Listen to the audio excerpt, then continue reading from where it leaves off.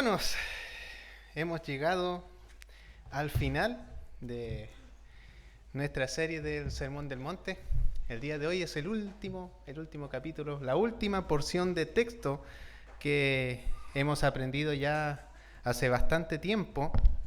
Según mis notas, de mayo del 2020 comenzamos a estudiar el Sermón del Monte.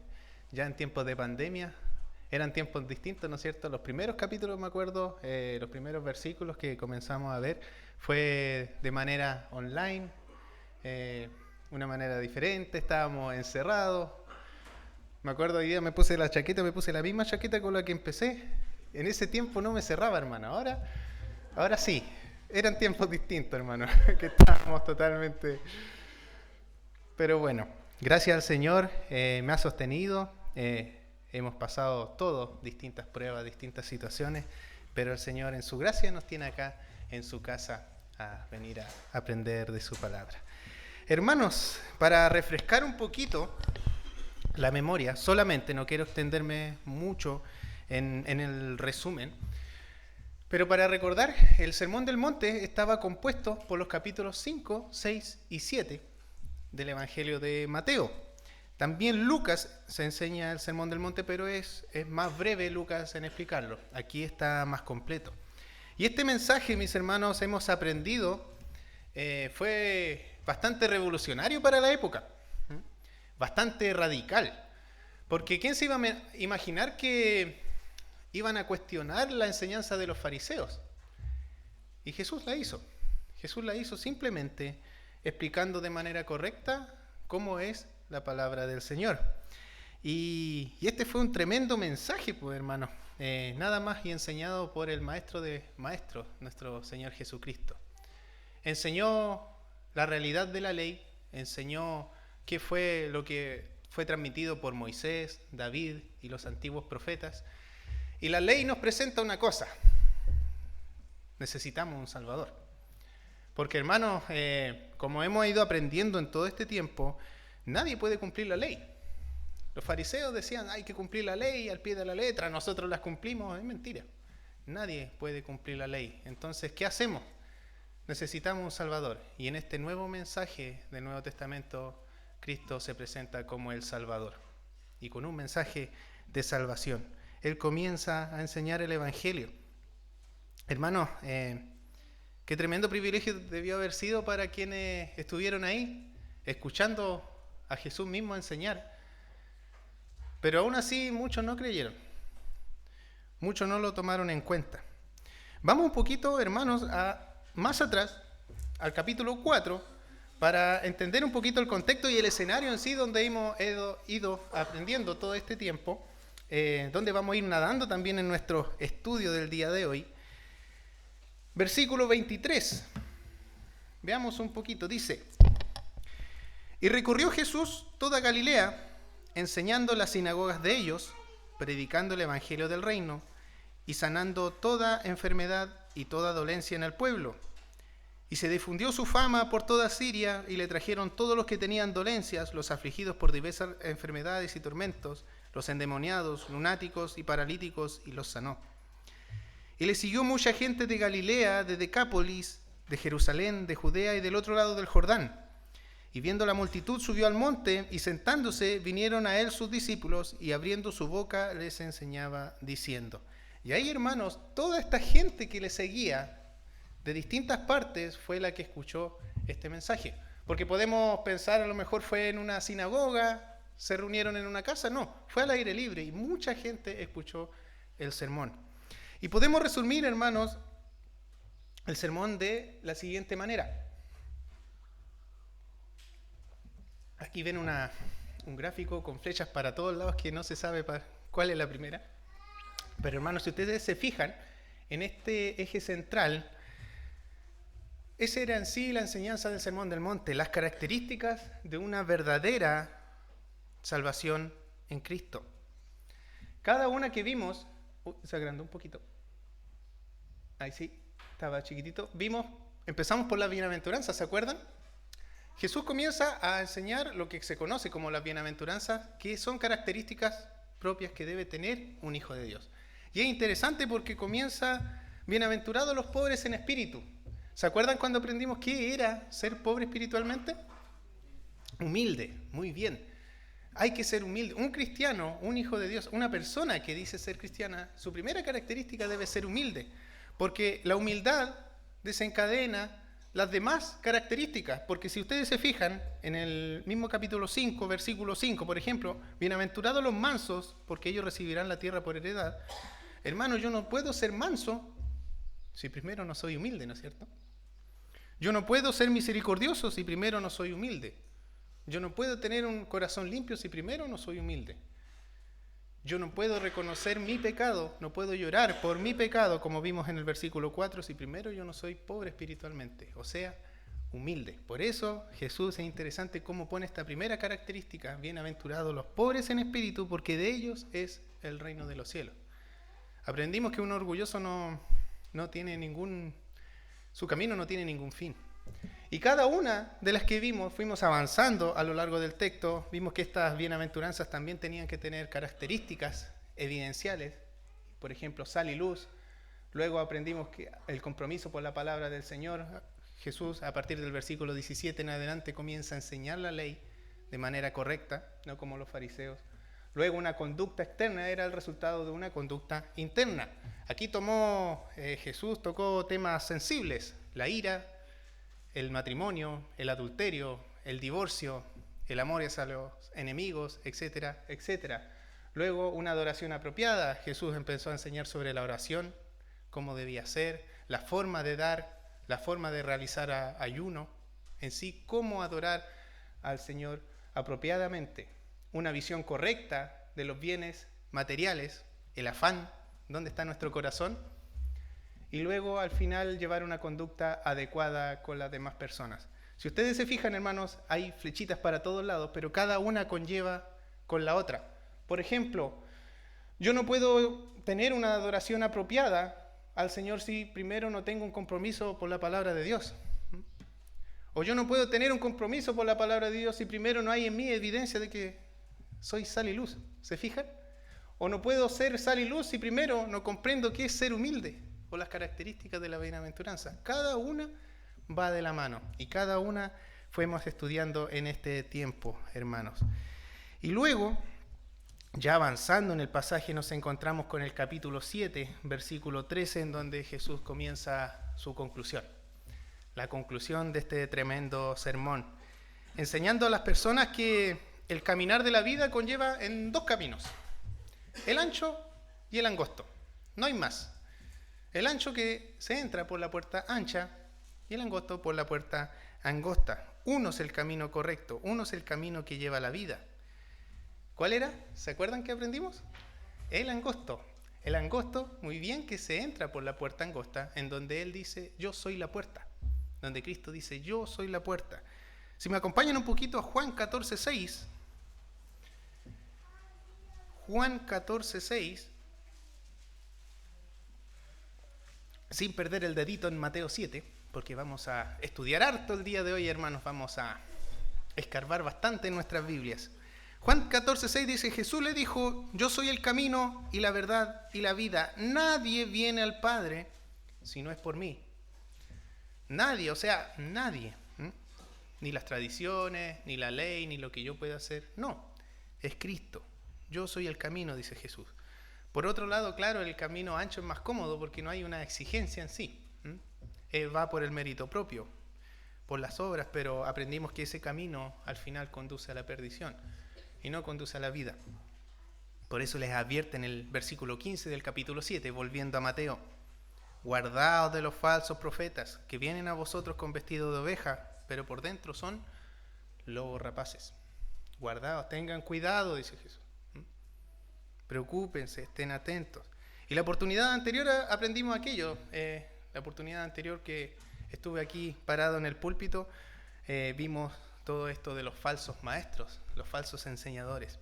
Y la conclusión que Jesús señala acá es que un falso maestro o un falso profeta, la creencia o la enseñanza nunca va a ser en base a la cruz de Cristo. Nunca va a presentar un camino angosto. Nunca va a presentar la puerta estrecha.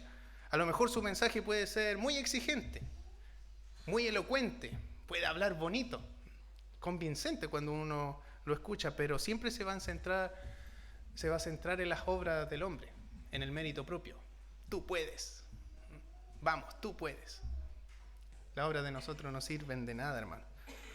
A lo mejor va a enseñar mucho de amor del Señor, y es válido, mucha misericordia del Señor, pero también hay una parte, la que nos corresponde a nosotros, que ir creciendo en santificación, ir creciendo en el Señor.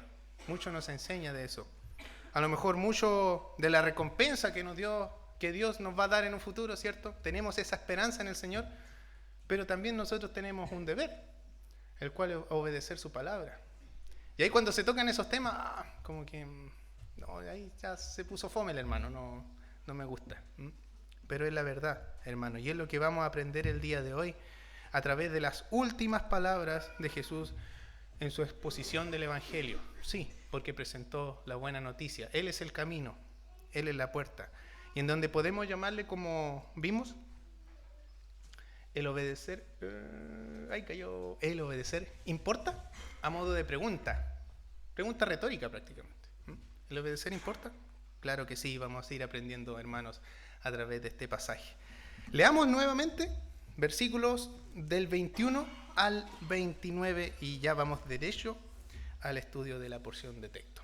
Dice así: no todo el que me dice Señor, Señor entrará en el reino de los cielos, sino el que hace la voluntad de mi Padre que está en los cielos.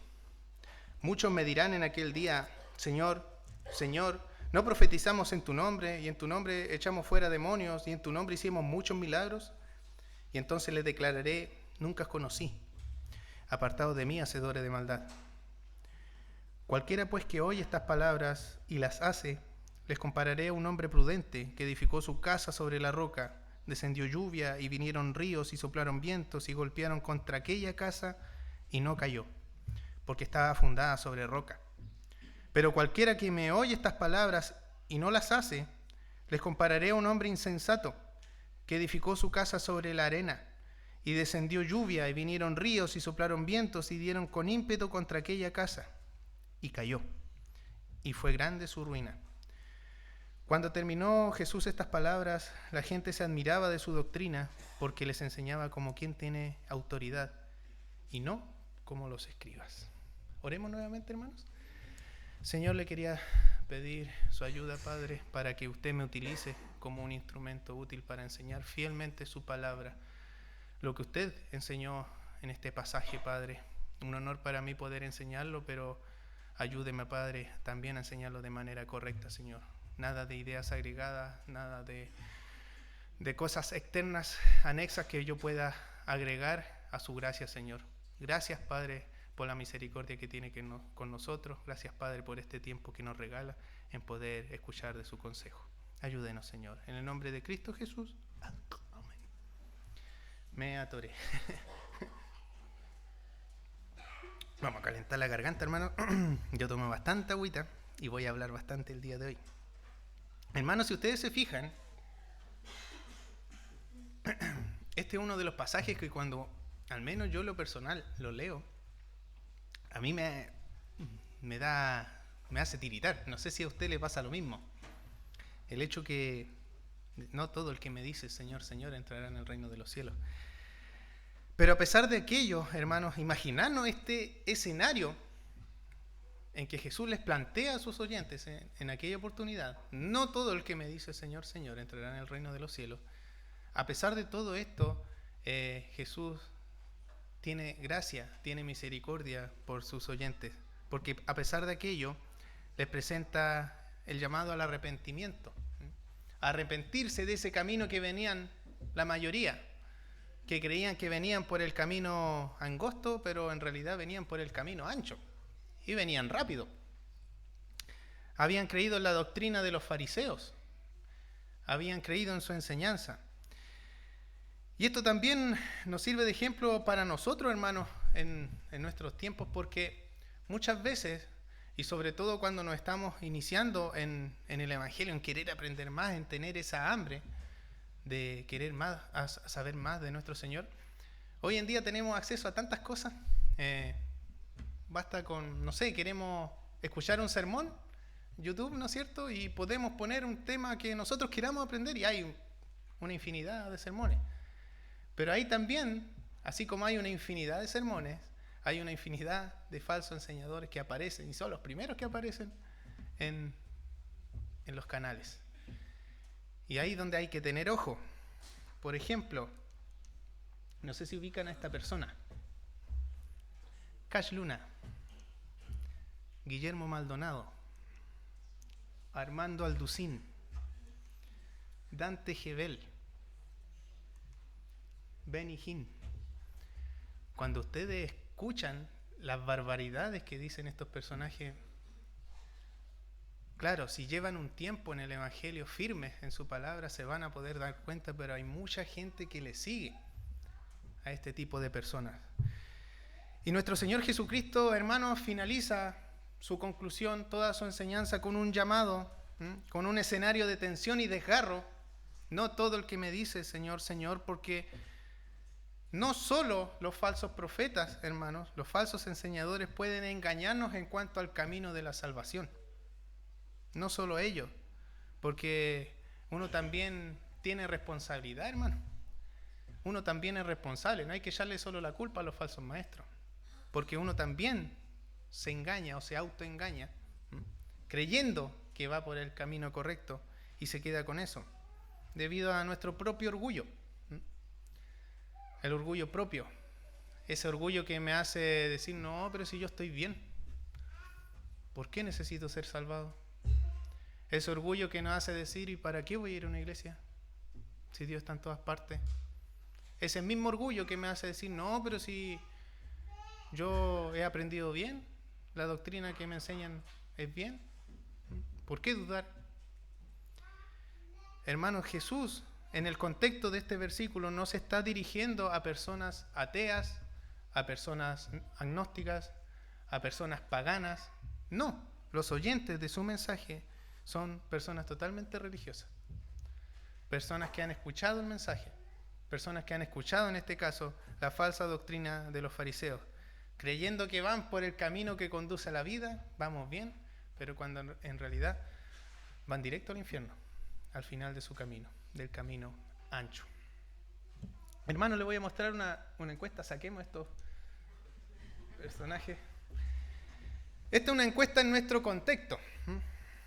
Vamos ya del contexto de Israel, vamos a nuestro contexto. Y esta es una encuesta del 2023, realizada por Ipsos. Ipsos es una empresa que hace estudios de mercado, hace estudios de población, y en este caso hizo un estudio sobre el cristianismo en Chile.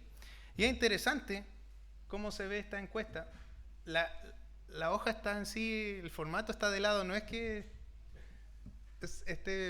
no, está así, hay que verlo un poquito de ladito. Si ustedes se fijan, hermanos, dice el 59% de los chilenos se declaran cristianos y un 29% no se identifica con ninguna religión.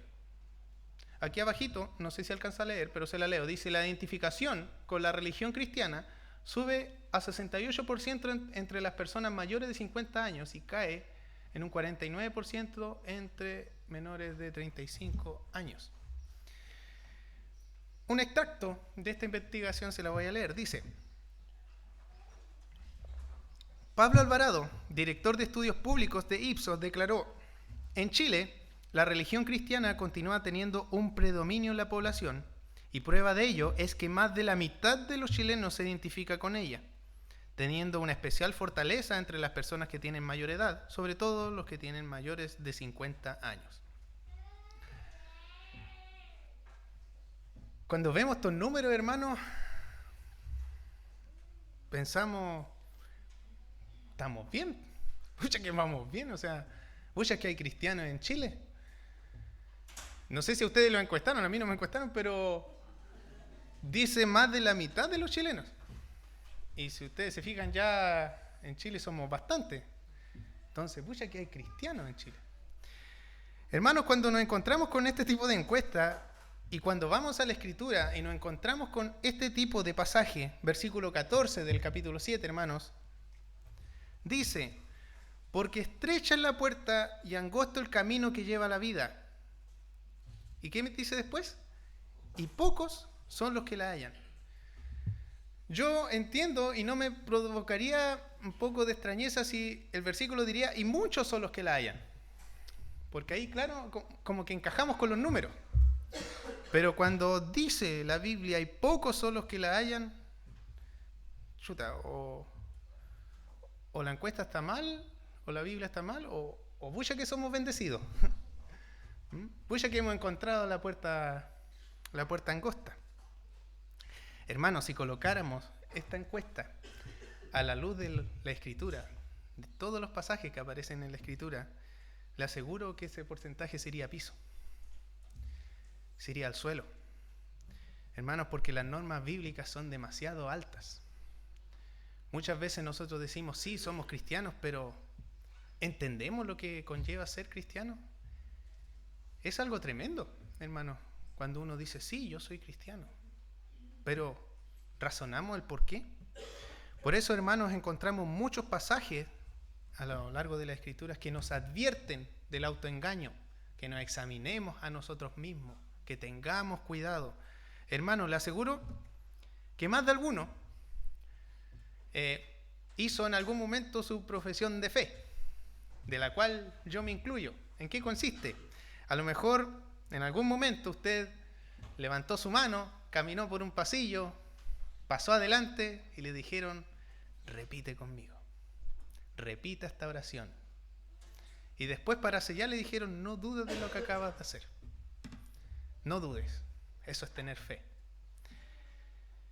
En otros casos, a lo mejor le hicieron firmar un certificado de conversión. No quise poner, pero habían unas barbaridades de certificados que se ocupan.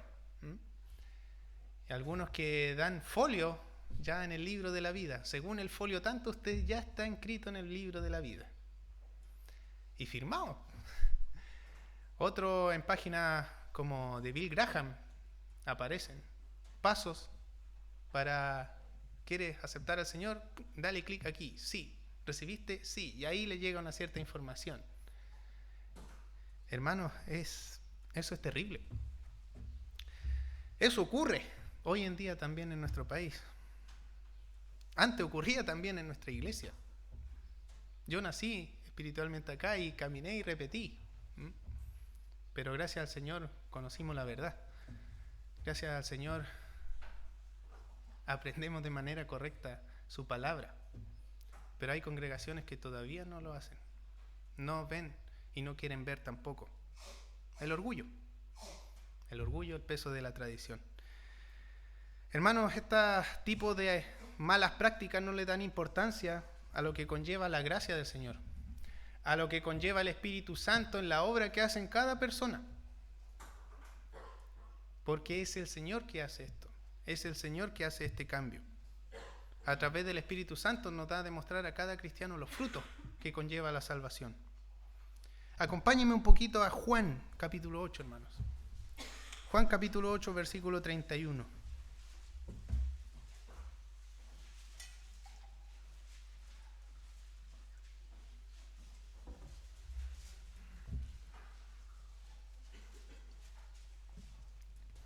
Dijo entonces Jesús a los judíos que habían creído en él: si vosotros permaneciereis en mi palabra, seréis verdaderamente mis discípulos. ¿Se fijaron? Repito, dijo entonces Jesús a los que habían creído en él: sí, yo creo en ti, Señor, yo creo en ti, Jesús, quiero creer en ti. ¿Qué es lo que le dice Jesús? Si vosotros permaneciereis en mi palabra, seréis verdaderamente mis discípulos. Siempre hago esta consulta a los chicos en jóvenes, se la hago bastante y ya están claritos. ¿Cristiano y discípulo es lo mismo o hay diferencias? ¿Por qué digo esto? Porque cuando nos encontramos, por ejemplo, con este tipo de versículos, si seréis verdaderamente mis discípulos, a lo mejor uno puede estar pensando de manera incorrecta: no, pero es que eso es para los discípulos, yo soy cristiano, ¿no? No sé si se han planteado eso. No, esto no, es muy, muy complejo. Yo soy cristiano, yo voy a la iglesia nomás. Los discípulos como que seguían. ¿Cristiano y discípulo es lo mismo? o tiene sus diferencias, sus variantes. Hermanos, es lo mismo. Se le comenzó a llamar cristianos por primera vez a los discípulos en Antioquía. Cristiano, seguidor de Cristo. O sea, cuando nos encontramos con este tipo de versículos, lo podemos leer: si vosotros permaneciereis en mi palabra, seréis verdaderamente cristianos. Perfectamente. ¿Se entiende? Cristianos y discípulos es lo mismo.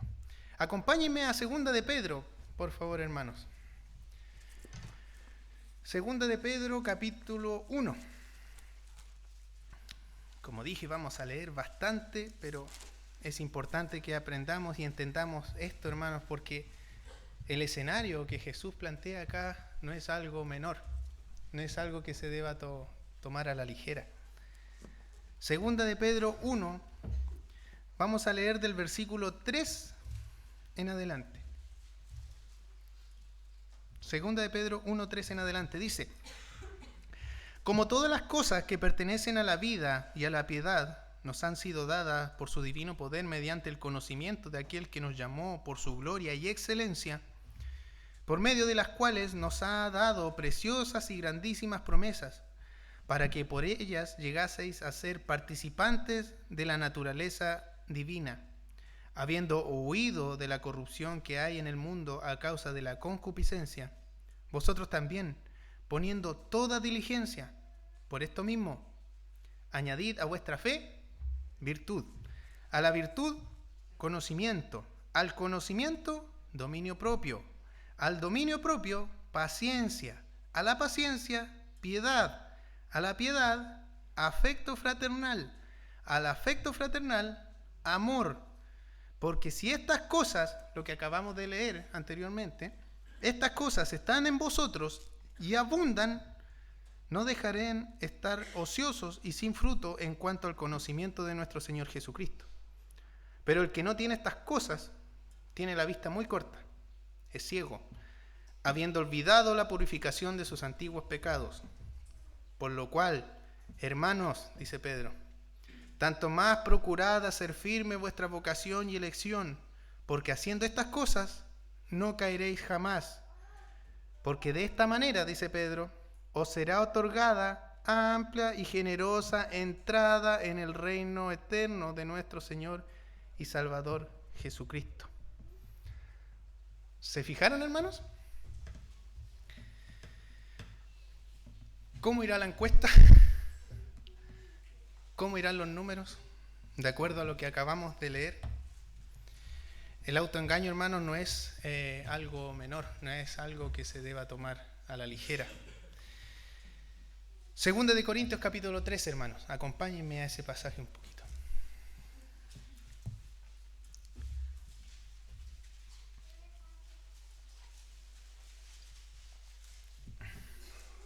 Segunda de Corintios capítulo 13, versículo 5. Dice: examinaos a vosotros mismos si estáis en la fe. Probaos a vosotros mismos. ¿O no conocéis a vosotros mismos que Jesucristo está en vosotros, a menos que estéis reprobados? Dice Pablo. Examínense. Muchos de nosotros a lo mejor hemos pensado en más de alguna oportunidad: pero si yo soy bueno, yo no peco tanto. No peco tanto como otras personas, no soy malo en sí. Hermanos, Primera de Juan. Acompáñenme a Primera de Juan, capítulo 1.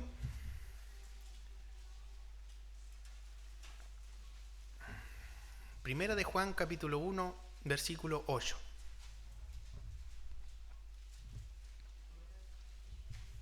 Primera de Juan 1, versículo 8 en adelante, dice: si decimos que no tenemos pecado, si pensamos de esa manera, hermano, no, yo no peco. Bueno, aquí nos responde Juan: si decimos que no tenemos pecado, nos engañamos a nosotros mismos y la verdad no está en nosotros. Si confesamos nuestros pecados, Él es fiel y justo para perdonar nuestros pecados y limpiarnos de toda maldad. Y si decimos que no hemos pecado, le hacemos a Él mentiroso y su palabra no está en nosotros. Hermanos, todos los días pecamos. Como cristianos todos los días pecamos. Me acuerdo que el pastor Joel utilizó un ejemplo. ¿Qué pasaría si nos proyectaran nuestros pensamientos? ¿Qué hemos pensado durante el día? Cada barbaridad saldría de nuestras cabecitas. Hermanos, todos los días pecamos, por ende todos los días debemos pedirle perdón al Señor, dirigirle a Él, confesar nuestros pecados. Hermanos, si no tenemos ninguna preocupación por hacerlo, por limpiarnos de nuestros pecados diarios, tenemos muy buenas razones para dudar que mis pecados antiguos no fueron limpiados, que mis pecados antiguos no fueron perdonados. Ahora, hermanos, no estoy diciendo de que la salvación se pierde, eso que no se malentienda, porque claro, alguno puede pensar, pero si aquí nos dice que debemos pedir perdón, o sea, si pecamos, perdemos la salvación a diario. Si fuera así, claro, la perdemos a diario, pero no, la salvación no se pierde, hermanos. La salvación Dios la da una sola vez y para siempre, no hay más.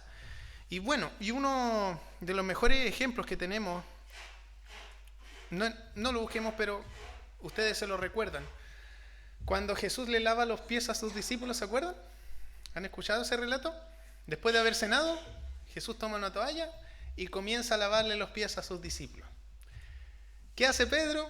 Señor, no, tú no me vas a lavar los pies a mí. Señor, ¿cómo? ¿Cómo se te ocurre? ¿Y qué le dice Jesús? Pedro, si yo no te lavo, no tendrás parte conmigo. ¿Y qué le dice Pedro en su característica de Pedro? Lávame completo, Señor, entonces, lávame entero. La cabeza, el pelo, las manos, lávame todo. Pero ¿qué le dice el Señor? El que está lavado no necesita sino lavarse los pies, pues está todo limpio. El que está lavado no necesita sino lavarse los pies, pues está todo limpio. Y vosotros limpios estáis, aunque no todos, dice Jesús, haciendo referencia a Judas. Ya estaban lavados, no es necesario que se laven de nuevo, dice Jesús, pero sí necesitan lavarse los pies. ¿Por qué? Porque como dije, hermano, la salvación el Señor la regala una sola vez y para siempre. No es necesario ser salvados de nuevo, pero sí necesitamos lavarnos nuestros pies porque pecamos todos los días. Necesitamos lavar nuestros pies, necesitamos confesar nuestros pecados. Todos los días nos ensuciamos nuestros pies en esa alegoría, en el caminar diario, en el caminar del cristiano. A eso se refiere ese ejemplo. Nos ensuciamos nuestros pies. ¿Estamos justificados por la sangre de Cristo? Sí. Gracias al Señor, sí. Pero necesitamos santificarnos diariamente, ir creciendo en rectitud personal diariamente. También no es que nos quedemos hacia la deriva nomás, por hermano. Ya soy salvo y listo. Estoy bien, estoy asegurado. No, hermano. Porque, como dije, y lo que voy a decir a continuación, lo voy a decir con mucho amor y cariño para que tomemos conciencia, hermano, en qué consiste ser un cristiano. Porque, hermano, sin importar la experiencia que cada uno haya tenido, cada uno tiene un testimonio, ¿cierto? Cómo llegó al Evangelio. A mí me trajo mi abuela de la oreja, ya que me costaba levantarme los días domingos en la mañana. A otro capaz que le habló un amigo, escuchó un sermón, lo invitaron, no sé, infinidades de testimonios que gracias al Señor usted está acá.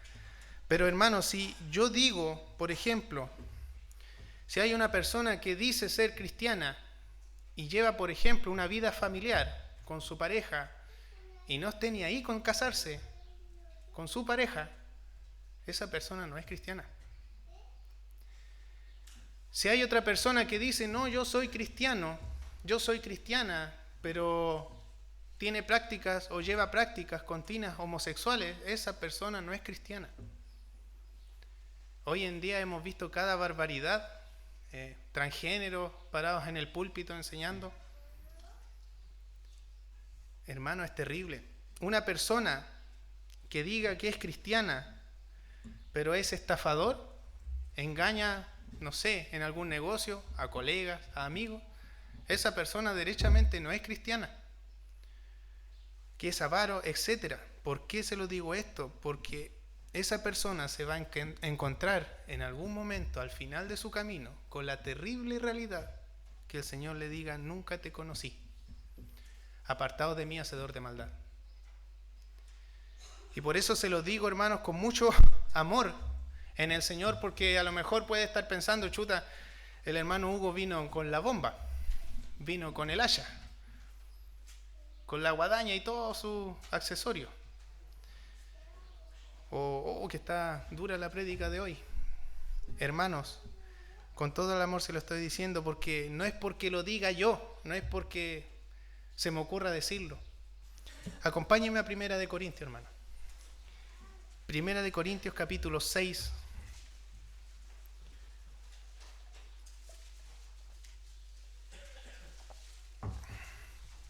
Versículos 9 y 10. Yo creo que aquí en este versículo Pablo no anda con, como se dice, con tira y encoge. Yo creo que es bastante claro Pablo con la iglesia de Corinto. Versículo 9 le dice: ¿no sabéis que los injustos no heredarán el reino de Dios? No erréis. ¿Qué dice? Ni los fornicarios, ni los idólatras, ni los adúlteros, ni los afeminados, ni los que se echan con varones, ni los ladrones, ni los avaros, ni los borrachos, ni los maldecientes, ni los estafadores heredarán el reino de Dios. Es potente este pasaje. ¿Cómo irá la encuesta, hermano? Por eso muchas veces a lo mejor hemos dicho, no, yo acepté al Señor tal fecha. No, pero si yo acepté al Señor. Yo tengo que reconocer, hermano, esa fue una de mis luchas cuando el Señor me rescata y empecé a aprender de Él. Pero si yo repetí un versículo, yo repetí una oración. Hermanos, cuando en realidad nosotros tenemos que preguntarnos, ¿y el Señor me aceptó a mí?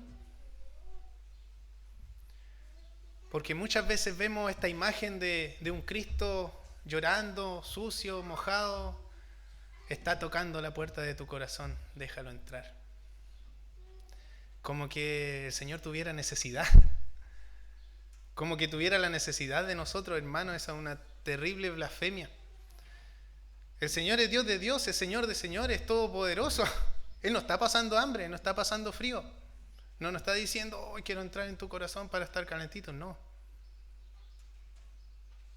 Por eso, hermanos, con toda la autoridad, Jesús dice, no todo el que me dice, Señor, Señor, entrará en el reino de los cielos, sino el que hace la voluntad de mi Padre que está en los cielos. ¿Se fijan ahora el porqué de este escenario tan potente que Jesús les plantea? A todos estos oyentes, a toda esta multitud, y mejor aún a nosotros que estamos acá presentes, cuando nos encontramos con este versículo y empezamos a pensar o autoexaminarnos nosotros mismos. ¿Estamos obedeciendo? ¿Soy obediente a su palabra? ¿Estoy haciendo la voluntad del Padre? Hermanos, como dije anteriormente en Juan 8:31, dijo entonces Jesús a los judíos que habían creído en Él: vosotros, si permaneciereis en mi palabra, seréis verdaderamente mis discípulos. Si permanecieres en mi palabra, si eres obediente en mi palabra, seréis verdaderamente mis discípulos. Por eso, hermanos, es necesario y es urgente pedirle al Señor todos los días perdón. Porque todos los días cometemos pecados. Todo el día le faltamos el respeto a Él. Todo el día nosotros nos ensuciamos nuestros pies. Todos los días. Como vimos este versículo, no todo el que me dice Señor, Señor entrará en el reino de los cielos, sino el que hace la voluntad de mi Padre que está en los cielos. Esta palabra, Señor, es bastante interesante. Significa curios en el original. Aquí aparece Kyrios, pero se lee curios. Y es un sustitutivo para referirse a Jehová o Yahvé. Era un sustitutivo judío que ellos lo planteaban así porque consideraban que llamarlo Yahvé o Jehová era demasiado santo para pronunciarse. Incluso estas palabras Yahvé eran sonidos, esta palabra en el original. Entonces por eso se le llamaba Señor. Todos los que están en este escenario, hermanos, los que vemos en el versículo 21, todos conocían al Señor. Sabían quién es el Señor. Por eso le dicen Señor, Señor. Incluso el versículo 22 lo ratifica. Porque vamos al versículo 22 del capítulo 7. Se los publico igual aquí adelantito. Muchos me dirán en aquel día, Señor, Señor, ¿no profetizamos en tu nombre? Y en tu nombre echamos fuera demonios. Y en tu nombre hicimos muchos milagros. ¿Se fijan aquí? Es interesante, estos muchos. Muchos me dirán, ¿a qué se está refiriendo con esos muchos? A los que van por el camino ancho. A estos muchos que van por el camino ancho van a decir en aquel día, Señor, Señor, ¿no profetizamos en tu nombre? Y así sucesivamente. Hermano, es interesante observar los tipos de proezas o obras que realizaron estas personas. Porque aquí Jesús plantea un escenario y dice, muchos le dirán, a lo mejor estas personas dirán, no profetizamos en tu nombre, a lo mejor puede ser verdad, puede ser mentira, me refiero a las personas, pero cualquiera de los dos es válido, porque nos podemos estar preguntando, ¿un falso cristiano podrá realizar milagros? Es una interesante pregunta. ¿Un falso profeta podrá realizar milagros? ¿Qué nos dice la Biblia? Que sí. Que sí. Siempre y cuando el Señor se lo permita. Hermano, les recuerdo, por ejemplo, un pasaje. No lo busquen, voy a cargar de agüita. En Números 23, ¿se acuerdan del profeta Balaam? El profeta Balaam no era un verdadero profeta, sino que era un falso profeta. Entonces, ¿qué dice el relato? Que el Señor pone palabras en Balaam para que le hable a Balac. ¿Se fijan? Palabras de verdad. Entonces profetizó este profeta Balaam, porque el Señor se lo permitió, profetizó verdad, porque dice el texto y puso palabras el Señor. Nuestro hermano Saúl nos ha estado enseñando Apocalipsis y ha estado tocando bastantes versículos de Mateo 24. Mateo 24 dice, porque se levantarán falsos cristos y falsos profetas y harán grandes señales y prodigios. Esto es en tiempo de tribulación. De tal manera que engañarán, si fuese posible, aún a los escogidos. ¿Se fijan? Porque se levantarán falsos cristos, falsos profetas y harán grandes señales y prodigios. O sea, sí van a hacer milagros. Miren, vamos a Hechos capítulo 19. Aquí hay un caso particular. Los hijos de Seba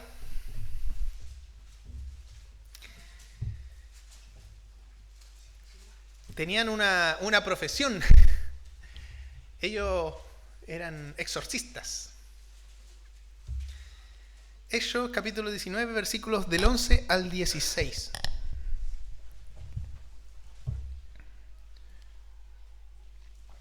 Dice, y hacía Dios milagros extraordinarios por mano de Pablo. ¿Ya? ¿Se fijaron en esta parte? Y hacía Dios milagros extraordinarios por mano de Pablo, de tal manera que aún se llevaban a los enfermos los paños o delantales de su cuerpo, y las enfermedades se iban de ellos, y los espíritus malos salían. Pero algunos de los judíos, exorcistas ambulantes, intentaron invocar el nombre del Señor Jesús sobre todos los que tenían espíritus malos, diciendo, os conjuro por Jesús, el que predica Pablo. Había 7 hijos de un tal Esceva, judío, jefe de los sacerdotes, que hacían esto. Pero respondiendo el espíritu malo, o sea, el demonio que tenía esta persona, dijo, a Jesús conozco y sé quién es Pablo, pero a vosotros ¿quiénes sois? Y el hombre quien en quien estaba el espíritu malo, saltando sobre ellos y dominándolos, pudo más que ellos, de tal manera que huyeron de aquella casa desnudos y heridos. Como dije, hermanos, estos hijos de Seba se ganaban la vida así, exorcizando. ¿Pero eran o no eran hijos de Dios? No lo eran. No eran hijos de Dios.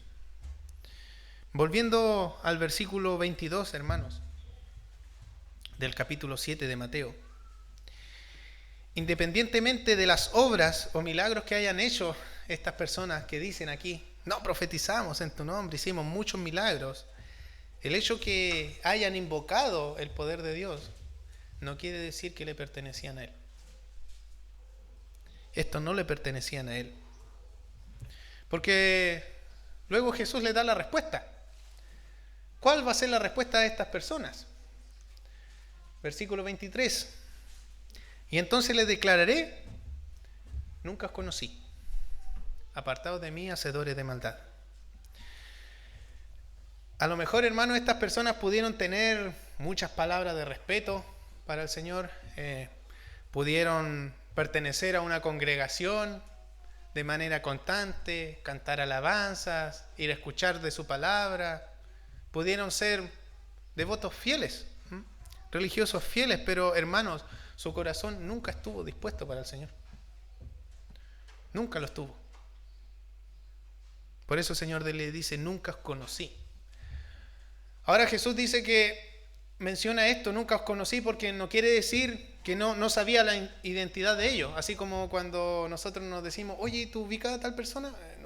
No sé quién es, no la conozco. No se está refiriendo a eso. Se está refiriendo a que nunca los conoció como discípulos. Nunca lo conoció como cristianos. Hermanos, el Señor sabe que hasta sus discípulos más fieles, hasta sus discípulos más devotos, van a caer en pecado. Lo sabe, porque los conoce.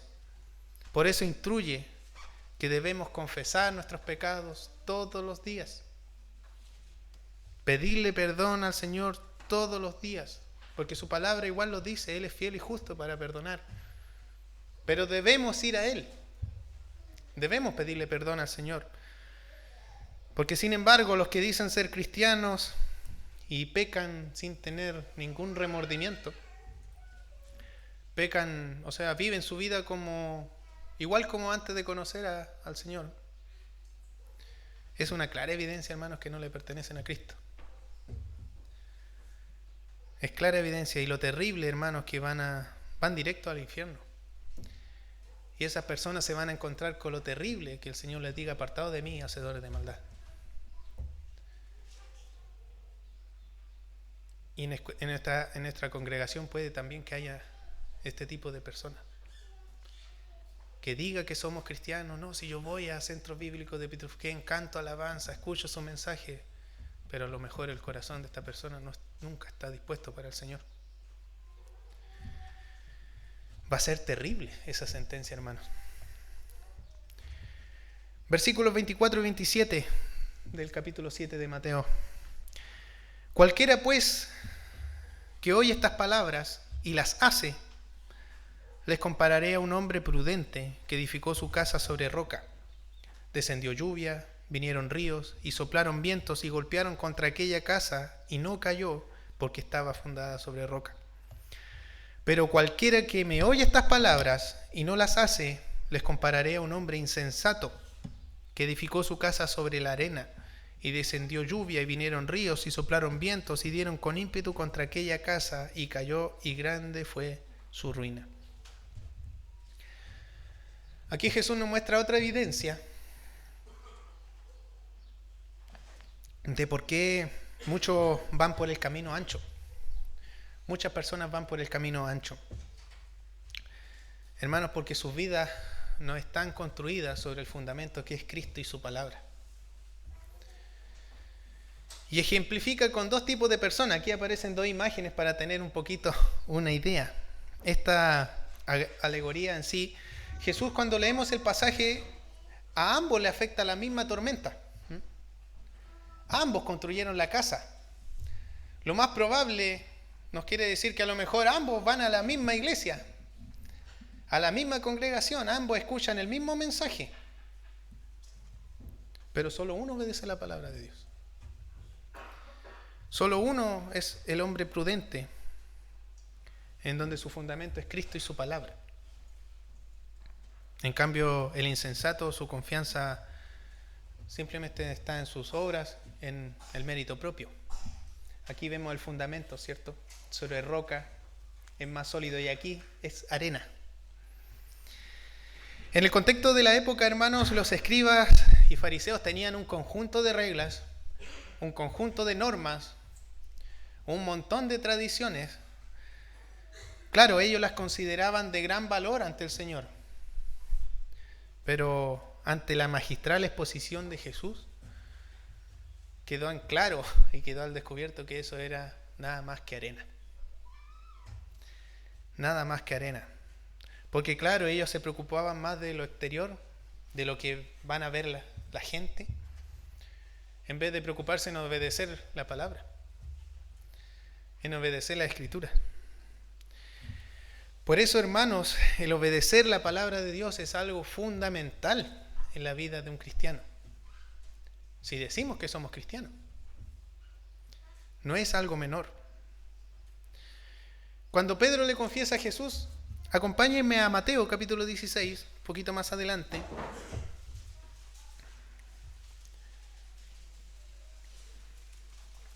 Mateo capítulo 16, versículo 16. Dice: respondiendo, Simón Pedro dijo: tú eres el Cristo, el Hijo del Dios viviente. Entonces le respondió Jesús: bienaventurado eres Simón, hijo de Jonás, porque no te lo reveló carne ni sangre, sino mi Padre que está en los cielos.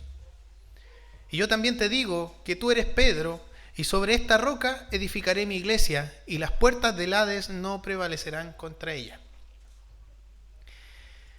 En este pasaje, el catolicismo piensa que aquí fue instaurado Pedro como el primer papa de la iglesia, lo que está totalmente lejos de lo que enseña la verdad de este pasaje. Pedro significa Petros, piedra pequeña, pero aquí Jesús claramente dice sobre esta roca, Petra. Jesús se está refiriendo a él, hermanos. Sobre esta roca edificaré mi iglesia. Se está refiriendo a él y la revelación que hay en su palabra. Ese es el fundamento. Y esa misma revelación divina, como le fue dada a Pedro por el Padre, para reconocer que Jesús es el Hijo de Dios, ese fundamento, hermanos, es sobre la cual la iglesia se puede edificar. Cristo es la piedra del ángulo. Cristo es la piedra del fundamento, hermanos. Por eso, obedecer su palabra es crucial para la vida del cristiano. Nos podemos preguntar, entonces, ¿cómo saber si soy cristiano? Los que estamos acá presentes, nos podemos hacer esa pregunta y evaluar. Primera de Juan capítulo 2.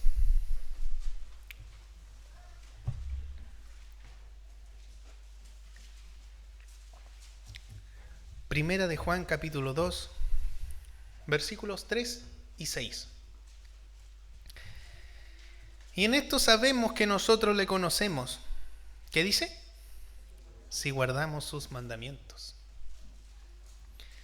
El que dice yo le conozco, yo soy cristiano, y no guarda sus mandamientos, el tal es mentiroso, y la verdad no está en él. Pero el que guarda su palabra, en este verdaderamente el amor de Dios se ha perfeccionado. Por esto sabemos que estamos en Él. El que dice que permanece en Él debe andar como Él anduvo. El que dice que es cristiano debe andar como Cristo anduvo. Por eso digo, es alto el estándar de las Escrituras. ¿Cómo irá la encuesta que llevábamos al principio? ¿Cuál será el porcentaje ahora de cristianos? verdadero. Es alto el estándar de Dios, hermanos. Por eso las obras del hombre, lo que yo haga, no sirve de nada. Porque no es nada más que arena. Hermanos, necesitamos un Salvador. Urgente. Necesitamos a Cristo. Porque Él es el único camino, la verdad y la vida. Necesitamos de su palabra. Porque ese es el fundamento sólido por el cual debemos construir nuestras vidas. Hermanos, si no estoy obedeciendo al Señor, mi fundamento es simplemente arena. No es nada más que arena. Y en el momento de la prueba, en el momento que venga la tormenta, como vemos aquí en estos pasajes, en el momento que vengan las dificultades en mi vida, si mi fundamento es arena, grande va a ser mi ruina. Como podemos ver ejemplificado en esta imagen. Él fundó sobre roca, vino la tormenta, su casa está paradita. Pero el otro, que fundó sobre arena, tuvo grandes pérdidas. Por eso, hermano, la obediencia del cristiano es indispensable. Es indispensable, hermano, si decimos que somos salvos. Vuelvo a repetir. Recapitulando un poquito, el camino ancho es fácil. Cuando lo vemos es bastante fácil porque, digámoslo, a nosotros no nos gusta que nos exijan. Cuando nos dicen, oye, pero vamos a la iglesia. No, ¿por qué? Si yo estoy bien. Oye, pero hay que obedecer igual su palabra. Ah, no me gustó. En esta iglesia no me exigen tanto. A lo mejor en esa iglesia no le van a exigir, no es necesario estudiar la Biblia. Basta con hacer obras buenas para compensar. A lo mejor le van a decir, no es necesario dar un testimonio. No, porque nosotros vimos que ya usted levantó la mano. Con eso nos basta. Y repitió la oración. Va a llegar un día, hermanos, que el Señor va a probar nuestra fe. Si es que ya no lo está haciendo. Y el Señor cuando prueba la fe, hermanos, no es suavecito. Es como estas tormentas que vemos acá. Nos va a azotar fuerte. Y ahí vamos a ver si nuestra fe que decimos tener es verdadera o es falsa. Si somos trigo o cizaña. Si somos ovejas o cabritos. Si hemos entrado por la puerta estrecha o simplemente vamos caminando por el camino ancho. ¿Me acompañan Hebreos? Hebreos capítulo 10.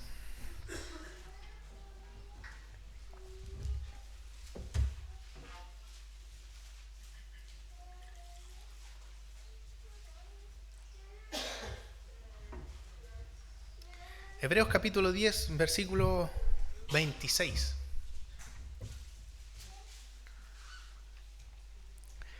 Porque si pecáremos voluntariamente, después de haber recibido el conocimiento de la verdad, ya no queda más sacrificio por los pecados. ¿Qué dice después? Sino una horrenda expectación de juicio y de hervor de fuego que ha de devorar a los adversarios. ¿Y qué dice el versículo 31? Horrenda cosa es caer en manos del Dios vivo. Es algo terrible. Volviendo a Mateo, versículos 28 y 29. Y cuando Jesús terminó estas palabras, la gente se admiraba de su doctrina, porque les enseñaba como quien tiene autoridad y no como los escribas. Fin del sermón. Fin de la enseñanza del maestro de maestros en esta magistral exposición del Evangelio. Magistral exposición de su palabra.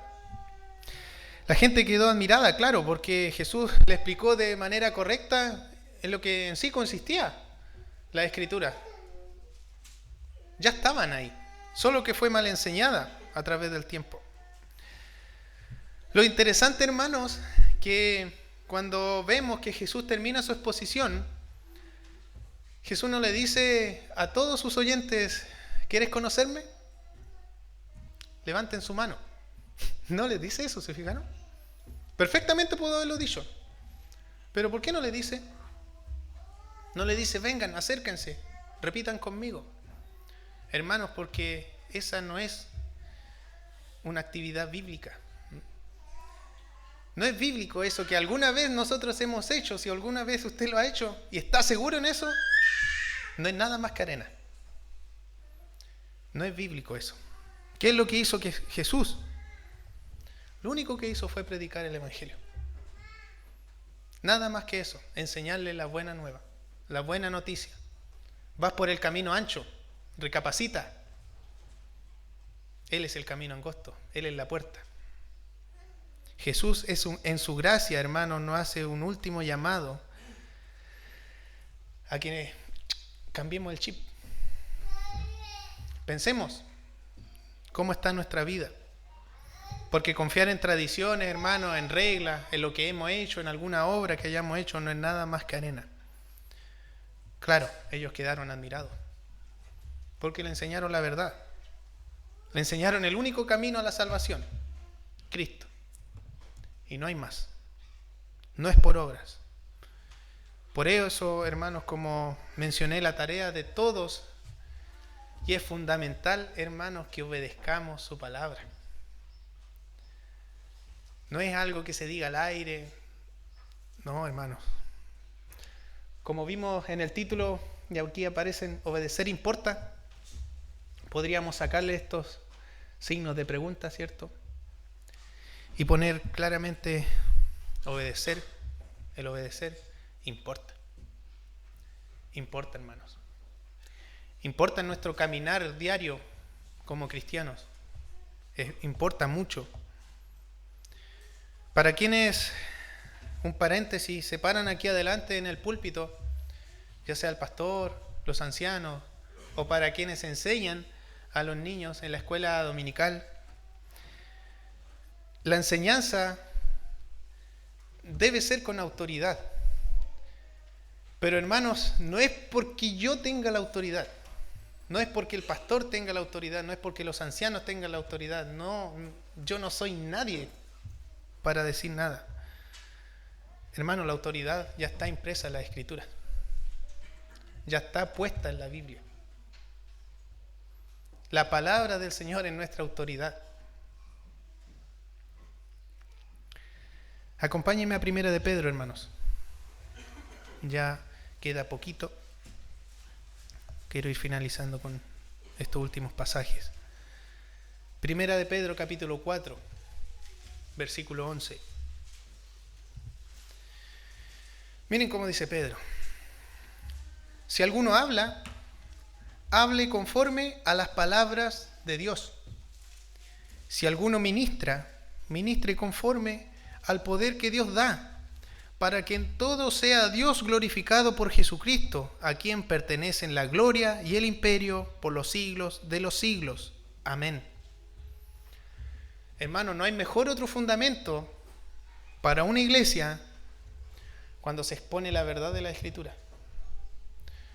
No hay mejor sostén donde podemos afirmarnos, hermano, cuando se enseña la verdad de la Escritura.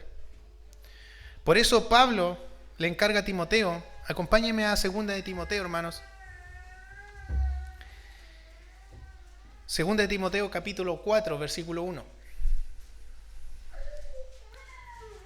2 de Timoteo, capítulo 4, versículo 1. Yo me imagino un poco el tono con el que le dice Pablo a Timoteo. Dice, te encarezco. Así como, Timoteo, te encarezco, por favor. Te encarezco delante de Dios y del Señor Jesucristo, que juzgará a los vivos y a los muertos en su manifestación y en su reino. ¿Qué cosa? Que prediques la palabra. Por favor, Timoteo, yo me imagino ese tono que le dijo Pablo. Que predique la palabra. No le dice, hace show, adorna la iglesia con globos para que vengan niños y así vengan los papás. No le dice eso. Timoteo, predica la palabra, que instes a tiempo y fuera de tiempo. Redarguye, reprende, exhorta con toda paciencia y doctrina. ¿Por qué le dice eso, hermanos? ¿Por qué le habrá dicho predica la palabra? Lo único que puede cambiar, hermanos, el corazón de una persona orgullosa, el corazón de una persona cerrada, de una persona cegada, que no quiere ver, es la palabra de Dios. Lo único, hermano. Hebreos 4. Hebreos 4, versículo 12.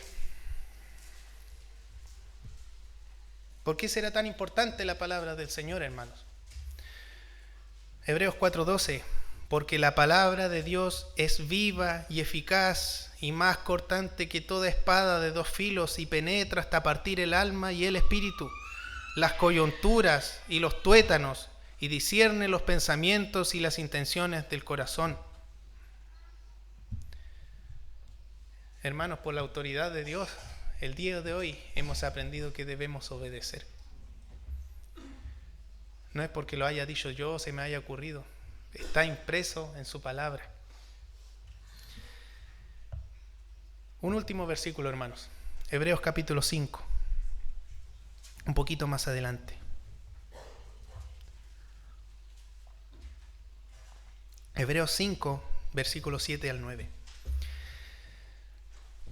Y Cristo, en los días de su carne, ofreciendo ruegos y súplicas con gran clamor y lágrimas al que le podía librar de la muerte, fue oído a causa de su temor reverente.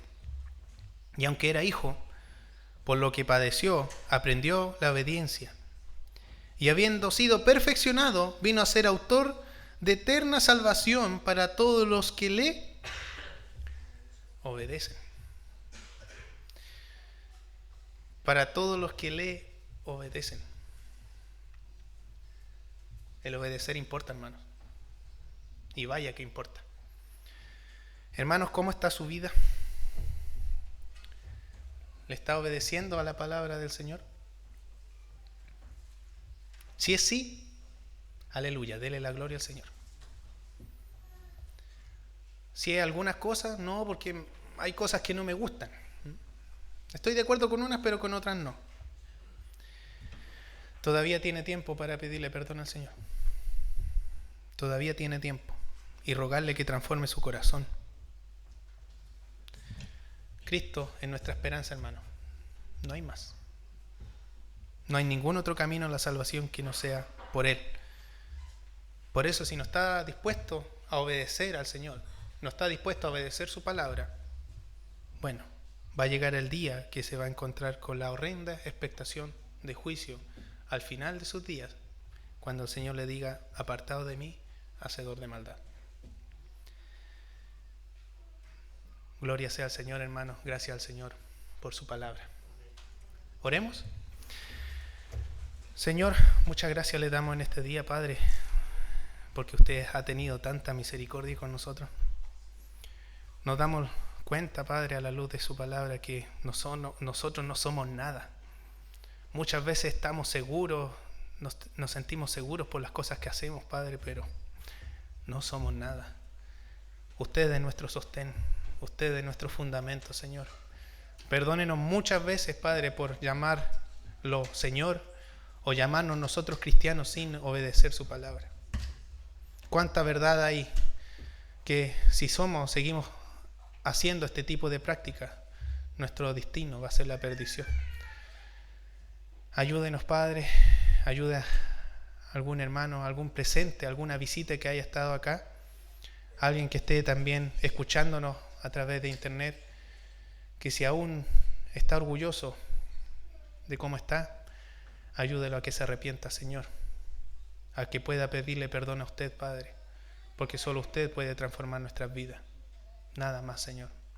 Muchas gracias, Padre, porque usted envió a su Hijo, a Jesucristo, para justificarnos también de toda maldad, para justificarnos del destino que íbamos a tener en arder en el infierno, Señor.